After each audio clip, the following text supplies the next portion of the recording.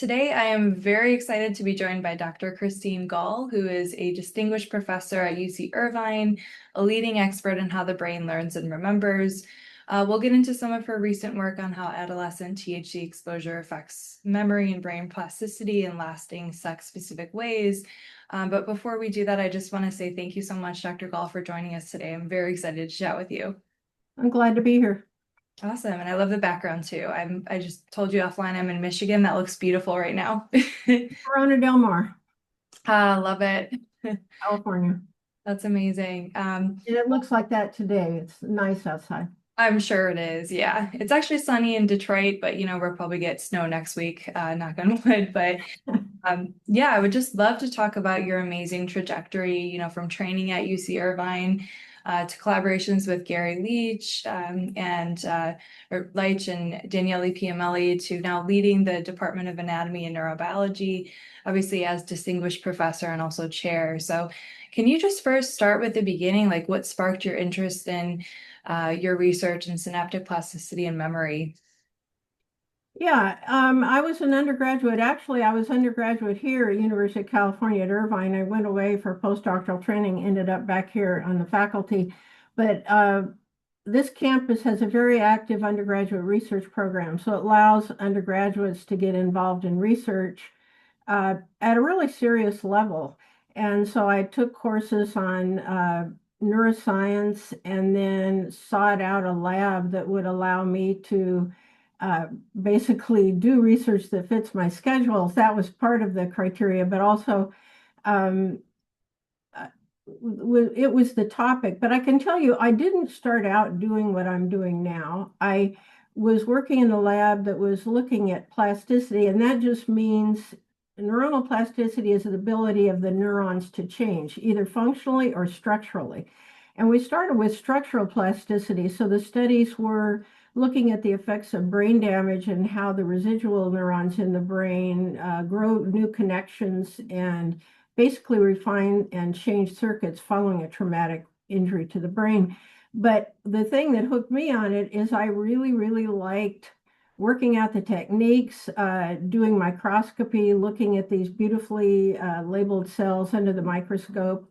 And so it started with short-term goals. Can I do this? Can I accomplish it? Can I discover things? And as an undergraduate, I was amazed to find that I could, that I was really doing it very independently. I had the keys to the lab. I was working at nights and in the weekends, and just an amazing environment to work in. And I got hooked. I got hooked by the fact that I could accomplish things, that I found I was pretty good at it. And it does very much reflect your own effort. It's not a matter of putting in time. It's actually time well spent. I mean, you really get rewarded for good effort. And there was tons of enthusiasm in the lab. So it felt kind of like, yes, you're working by yourself, but the team was all in it together. And so the environment and the short proximal goals were really what hooked me.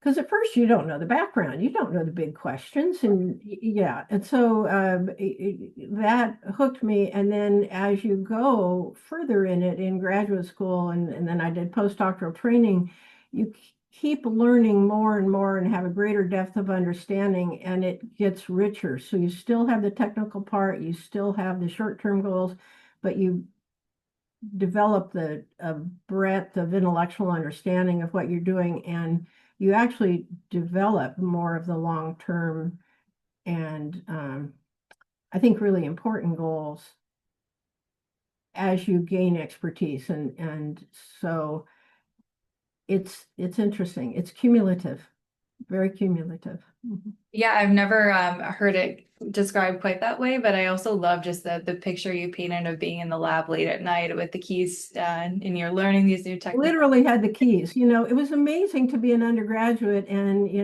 Fantastic. able to go in on the weekends at night, and sometimes nobody would be there, but you could do your experiments. Yeah. And it's very gratifying, probably in a way that some people that code, they do it late at night. You kind of can sink into your own activities And that can really happen in the lab. And frankly, I think unless you have the capacity to be gratified by kind of that sort of solo work, a laboratory environment would not be the best thing for some people. It's not highly social. Right. It's it's rather individual. Yeah, yeah. And I think also for trainees that are listening, it's also really motivating to hear that your story, that you were an undergrad, you were putting in the hours. Yep. Clearly, it's a mix of your own motivation and also being in a really supportive lab environment. And Yep. now here you are as department chair, and you have the keys to all of the Oh, labs. I have the keys to all the doors. No, but as an undergraduate, I was publishing papers in real scientific journals. I have authorships from that period, and they're still valid. The results were right, the studies were right, it doesn't go away. So it's really part of the body of knowledge and still cited by other investigators. So it's very gratifying in that respect. Yeah, thank you so much for sharing. And you've done a beautiful job in your career of studying a diverse set of different techniques and developmental disorders in some cases. And you landed on cannabinoids now. So can you talk about how all those things kind of mesh together and how you landed on cannabinoids as part of it?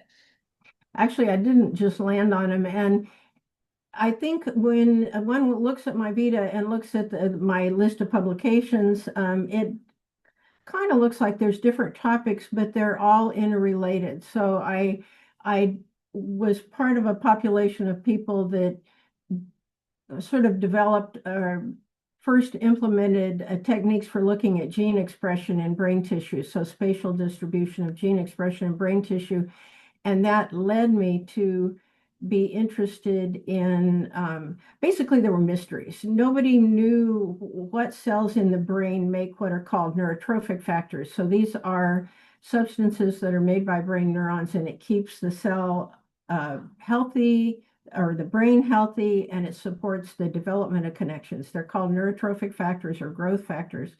And so one of my first big discoveries, I was able to use the techniques looking at gene expression to show that normal activity as an animal is exploring the environment and learning. It stimulates the brain to produce these growth factors. So then this led to other people to show that exercise leads to production of growth factors and it improves brain health. I was looking at it with learning, and the growth factors were important for stimulating the adjustments in the brain that are needed for learning. So that got me into looking at other what we call modulatory substances, things that are not really mediating the conversation from one neuron to the next, but they sort of amplify or minimize levels of activity in the brain. And I know that's very crude and probably doesn't make a lot of sense, but they are modulating the activity in the brain, and the trophic factors fell in that category. The cannabinoids, what got me on looking at the effects of cannabis-like substances is endocannabinoids. The brain has its own substances that are like cannabis, that they hit the same receptor that cannabis or marijuana, the THC, the active ingredient in marijuana, acts on a receptor in the brain called the cannabinoid receptor. Normally, without THC there, these are the receptors for endogenous cannabinoids, which we call endocannabinoids. And those have been thought of as also as modulatory substances, things that sort of amplify or dampen activity in different parts of the brain. I wasn't studying those, but Dr. Piamelli, who is the head of the iCal program, his office is about 3 doors down the hall from me. And he came down and talked to me and my collaborator, Gary Lynch, to ask if we could look to see if cannabis and if endocannabinoids play a role in the mechanisms of learning and memory. So frankly, it was one very accomplished lab, that of Piamelli, approached another, I'll admit, in this area, accomplished group, which was Lynch and myself. And we sort of just combined our forces to see if the endocannabinoids in Piamelli's group influences the learning and memory in our group. And basically, we made some really fundamental discoveries. We determined that the endogenous cannabinoids are absolutely critical for certain forms of learning.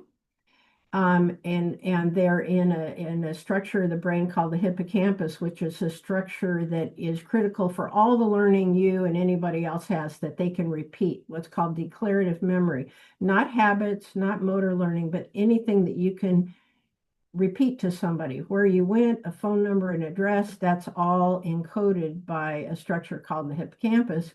And we found that these endogenous cannabinoids are critical for forming everyday kind of memories, like where I was this morning, where I was yesterday afternoon. You're not reinforced for it. You didn't train, you didn't study. It's just you remembered these little incidental things. And that's all dependent on endocannabinoids. So then that was a discovery, and we published that.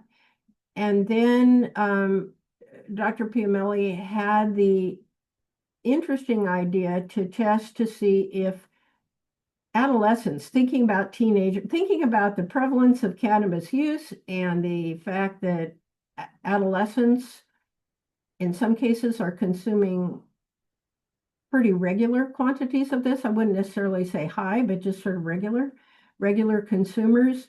And we know the brain is still developing in adolescence, so we were curious as to whether the cannabis exposure might influence brain development. And we found indeed that it does. So we did studies in mice where we exposed the animals to the body weight equivalent of one joint a day for 2 weeks, right during puberty, the ages of puberty. And then stopped, let them grow up, and looked to see what the status of their learning and memory, and found that they had major disruptions in this everyday form of memory, that females were much more impacted than males.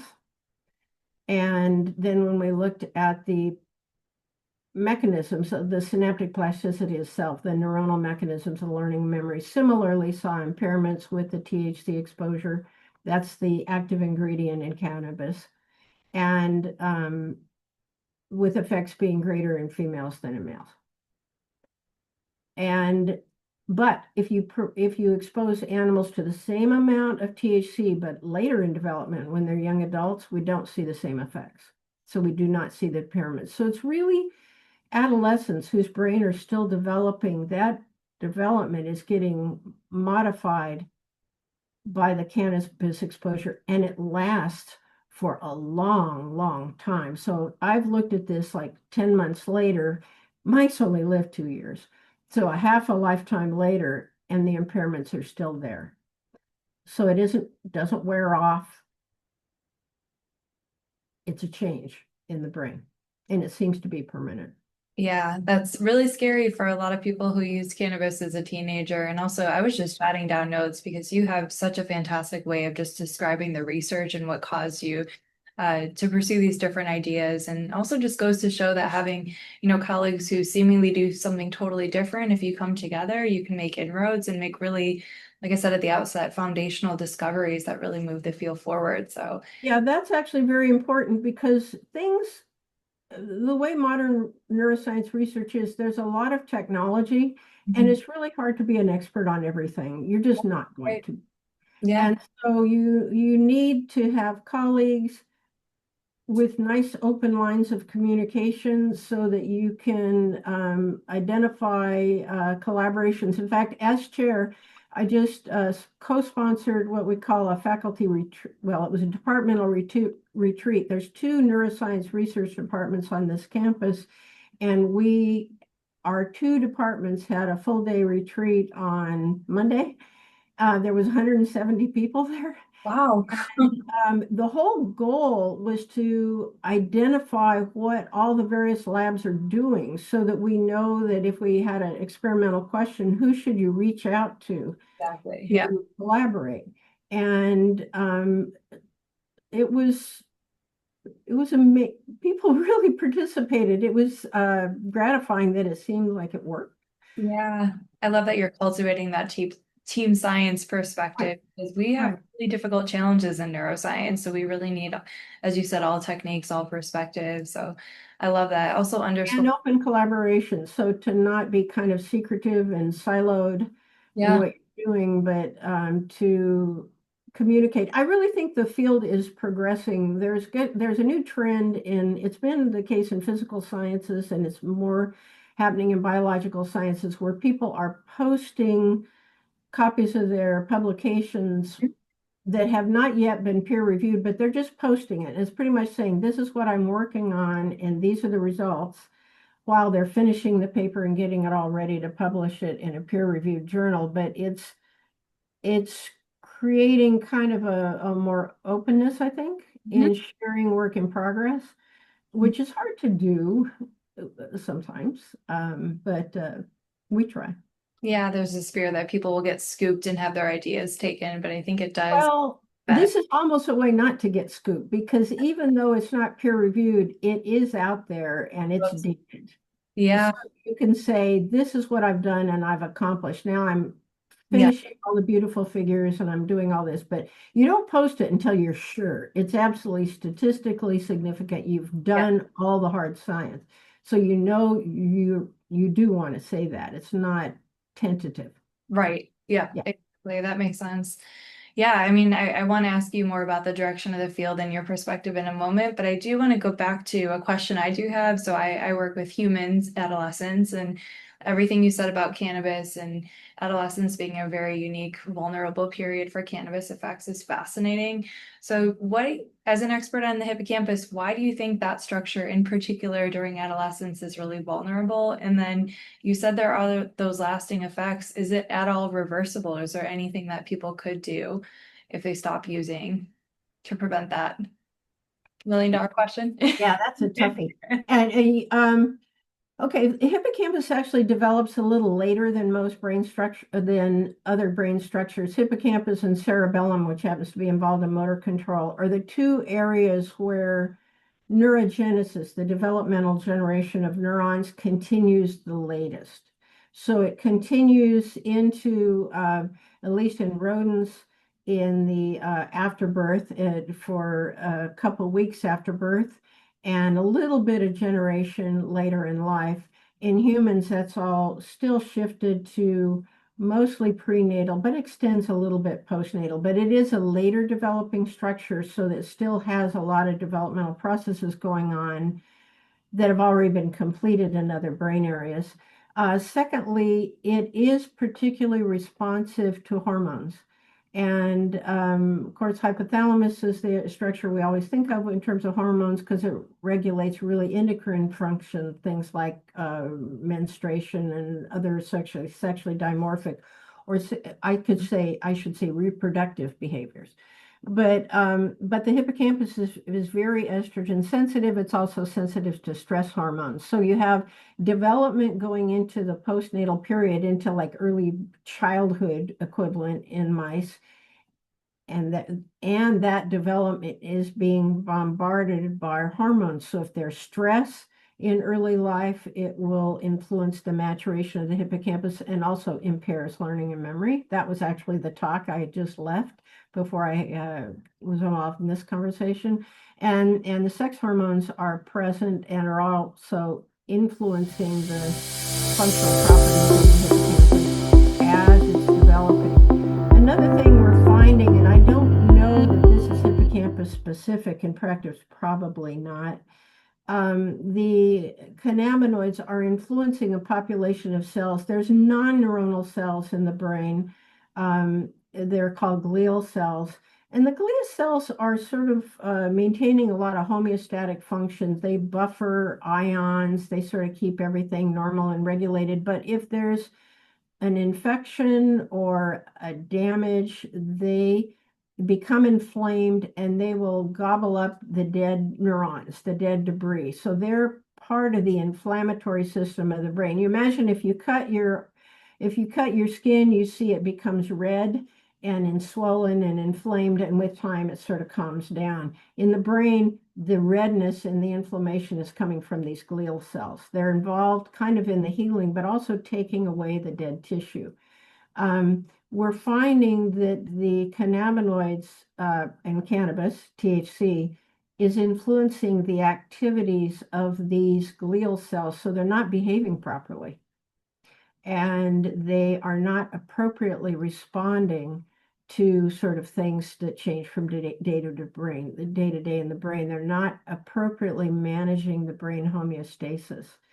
And it influenced in hippocampus. I'm not saying that's specific to hippocampus, but hippocampus is involved in learning and memory. So if you disrupt process in hippocampus, you disrupt learning and memory. You disrupt these same processes in other brain areas. You might influence movement or you might influence habits, but you're not going to disrupt learning and memory. This just happens to be hippocampus. So there's that. There are reasons because of the specialized functions of the structure and the late development of the structure. As to whether it's reversible, I would say probably yes and no. But we are early in appreciating that actually there's a long-term effect of cannabis to begin with. Now that we've identified that, and we have identified some of the specific cellular consequences, not just the behavior, but we've gone into the brain and we've understood, okay, microglial cells are influenced. This particular population of neurons are influenced. We can try to see if we can reverse those changes. We find that yes, we can, in a sense, compensate for some of the disturbances in the microglia in the adult. So yes, we can pharmacologically, meaning with a drug, restore some function, but not all. Right. And Thus far. Animal models. So whether that can make its way to humans, that's still to come in the future. Yeah, I'm really talking about very conserved processes. So the disturbances, the hippocampal involvement, learning and memory is present in rodents and in humans. If these particular cells, neuronal pathways are disrupted in rodent, you lose specific kinds of learning, and you also lose those if they're disrupted in human. The male-female differences in reliance on things like the sex hormones is present in rodent and it's also present in humans. So I'm talking about what we call very conserved biological processes, and the links to memory have been shown in human and in rodent. So it really goes together very well. Right. There are some differences, or I say mysteries, now still in terms of this, I think, in terms of the sources of the hormones. There's still some mysteries regarding estrogen influences on learning in human. Not on the fact that estrogen is important, but it's more how is the estrogen provided to the neurons and how does it have its effects in humans? We've understood a lot about rodents, but we don't understand a lot about humans. We really don't. It's hard to study the sex hormones, by the way. They're present at extremely low quantities. We know that they're made by neurons in the brain. So you're not just I'm not talking about circulating estrogen that influences the estrous cycle, et cetera. Brain neurons make estrogen. But what regulates that production is not well known. So in the future, we might be able to therapeutically tackle those processes, but we don't know those processes right now. So we need more work. Yeah, I think that's a great bottom line too. More work all along, which is why I love what iCal is doing and really spearheading a lot of this important work. I also love that you called it mysteries instead of like, gaps or what we don't know.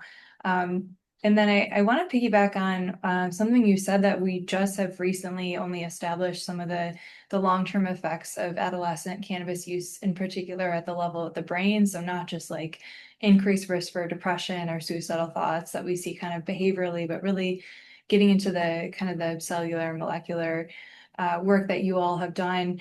So I want to transition a little bit and piggyback off of that into the public perception and how can we translate this to public health, because as you alluded to up top, there's this huge misperception that cannabis is safe. Perceptions of risk have declined among teenagers for the past couple of years at least. So as a scientist, what do you think we should do about that? What do you recommend that the field does and that people should be aware of to combat that? Okay, I think people like me, people that are actually running labs and directing labs, we need to just publish it in a timely fashion. And when we have the possibility is to write about it, not just in our what we call primary literature, where you're giving the data and the statistics and all the bar graphs, et cetera, but also write kind of the sort of step back and review and discuss how things go together. That's still largely for the research community, but you can at least more broadly convey the information that's coming out of your own precise field. But I think it's interesting now that at least a fair amount of the public are quite well educated and informed, and they are looking at TED Talks and YouTube talks and public health talks. So if one were to attend to it, they could have learned a fair amount about vaccines and COVIDs, et cetera, because it's out there. And I think some young people are educating themselves. So you see, okay, just you see people avoiding things like microplastics and becoming aware of the problem of plastic contamination in the diet and in the water. Not everybody's aware, but some people are. And it's getting out. And I think the same thing will happen in terms of cannabis. Now, a lot of people won't care. Adolescents are another thing I do is I teach medical students, and there's real reasons that adolescents are risk takers. They literally, the parts of the brain that help them appreciate the consequences of their action have not fully matured and are not fully matured until they're in late teenage period. So impulses reign very strong, and so all we can do is try to get it out there. And then it's up to people to pay attention. In the current public information climate, it's discouraging as a scientist to see that people think these are just sort of pick and choose kind of data, that it doesn't make any difference. But unfortunately, we're going to have people that expose themselves to a lot of cannabis during the age of puberty, and they're going to start having cognitive impairment at age 50. That's the way it is. And I guess they didn't want to believe the data, or they didn't know the data, or even the politicians don't want to believe the science. So why should a 15-year-old believe it when someone in Congress doesn't want to believe science?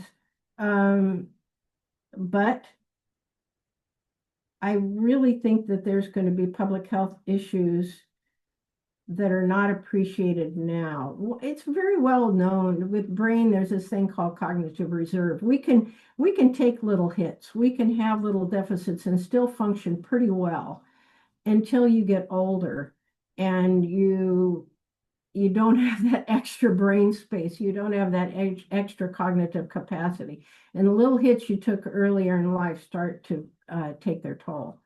And I suspect that's going to be evident in this topic. Actually, I just brought it up to Dr. Piamelli recently because I did want to look at contributions with aging and to see if we see cognitive changes earlier in aging, following adolescent exposure. It's an open question, but as I say, it's frustrating. I have one of my colleagues, he basically saying, well, science will continue and the results will continue and the work will continue. If not done by us, it'll be done by somebody else and the progress will be made. And maybe the people in the United States will appreciate it, or maybe people in Europe will appreciate it first, and then we'll hear about it from them. Yeah. No, I mean, that's just really the reality that's affecting all of us. And as you say, we might not feel the direct consequences of these decisions made at policy level and public perception, but definitely, we're all going to be affected. And, as we move past that period, and it might not be till much later, but, yeah. So, Yeah, but the progress will be made, and these same topics are being studied in Europe. They're being studied in China. mhm, They're studied in Japan, and oddly enough, there is a lot of work on the cannabinoids in Italy and France. Um, so the progress will be made if the progress is made here, we'll know about it first. We'll have the patents, we'll have the treatments, we'll have the drugs, we'll have the industries, and we'll have the benefit of the knowledge first. right. Right. Yeah. Well, thank you for sharing that. That's certainly the elephant in the room for all of us right now. But I want to end more on a high note and just talk about your amazing career as really being a trailblazer. And it's really been a career first. I mean, looking again at your ginormous CV, you've got a AAA fellow, Sloan Fellow, the NSF Faculty Award for Women Scientists, an Endowed Chair, Lifetime Achievement Award from UC Irvine. So I guess for the young scientists who might be listening to this, or the students who are interested in a career, what advice would you give to students? I know we just talked about the doom and gloom, but what would you say to trainees? Well, I thought about that, and I thought you were going to ask this. I think it's really important to do what you enjoy. I enjoyed it. So it was long hours and a lot of investment in the lab, but I enjoyed that time. It didn't, it's when you really love doing the science, it's kind of like being an artist. You're not going to your studio because you have to be there by 8 and you're going to leave at 5. That it's just not the image. And really invested scientists work like artists. It's weird hours, it's long hours, it's like little passion projects, and then other things you do more because you have to pay the rent. That means I have a faculty position, I teach medical students, I do a lot of things just that's part of the profession. But what got me into it was the enthusiasm and the fact that I really liked doing it. Right now, it's a little difficult because things like you have a lot of passionate scientists in Harvard and Columbia, and they got all their grants cut off. So they ended up firing the people in their labs. That's what's happening now. So it's under attack. And I think actually for people starting to go into it, I would actually think their time is very good because it could just take them a while to go through the university. They'll go through the graduate school. I don't know what the environment will be 10 years from now. There's a lot of uncertainty right now, but there's time can be a wonderful thing, and there can be other environments. Also, there's really good research careers in the private sector, so it's not all academic grant funded research. It has to get them through their PhD, but there are, I think, very gratifying and good science careers in the private sector. So it's not all what's proving to be a vulnerable sector, which is academia right now. Yeah, thank you for sharing that too. And I think back to what you said, that this field is going to continue moving forward, whether or not what's going on in the Right. United States. So Right. I can't imagine how exciting it will be and how many exciting mysteries there will be in 5 years. And the other thing is go ahead and call people and knock on doors, because those of us who've been around for a while, I know sometimes students are a little timid about coming, calling, or sending me emails, but we do this for a living and we always want to meet the next enthusiastic students. So I get emails from high school students and they come volunteer in my lab. I have undergraduates volunteering in my lab, and it's worked out well. No matter what they want to do, they needn't stay in science, but they get exposed to it and maybe enjoy the period where they were exposed. Yeah, and learning the scientific method helps Right. everyone, just if you're a career scientist, absolutely. Mhm. Thank you so much. This has been an amazing conversation. I would definitely love to have like a 6 hour conversation with you, but I know you're extremely busy and I just really appreciate the work that you've done and the leadership, and I look forward to seeing what you do next. Okay, thank you very much. It was nice talking to you. You as well. And shout out to our listeners and viewers. Please follow us on social media at UCI Cannabis. We're at iCal. If you just Google University of California, Irvine's iCal, and you can learn more about the center. And thank you so much. Okay, thank you.